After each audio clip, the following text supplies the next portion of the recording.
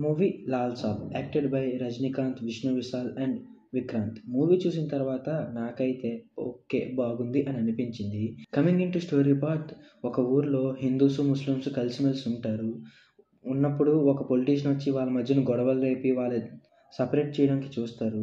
లాస్ట్‌లో వాళ్ళు మళ్ళీ కలిసారా? వాళ్ళ మధ్యన వచ్చిన గొడవలేంటి? ఎందుకు విడిపోయారు? ఇదంతా story. Coming in to first half అయితే చాలా బాగుంటుందని చెప్పుకోవచ్చు. హీరో, హీరోయిన్ లవ్ ట్రాక్, ఆ గొడవ ఏంటి, మధ్యలో క్రికెట్ వీళ్ళకి మధ్యన గొడవలు పెట్టడం ఇవన్నీ చూస్తారు ఫస్ట్ హాఫ్‌లో. ఇంటర్వెల్ సీన్ కూడా చాలా బాగుంటుందని చెప్పుకోవచ్చు.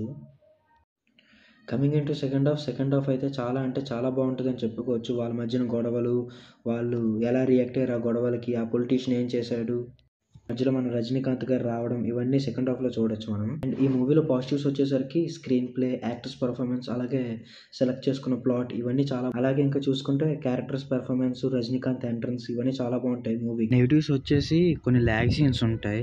అలాగే అక్కర్లేని క్యారెక్టర్స్ అన్నీ ఇంట్రడ్యూస్ చేస్తూ ఉంటారు. అంతే. ఈ మూవీకి నేను ఇచ్చే రేటింగ్ 3/5. మీకు ఎలా అనిపించిందో కింద కామెంట్స్‌లో చెప్పండి.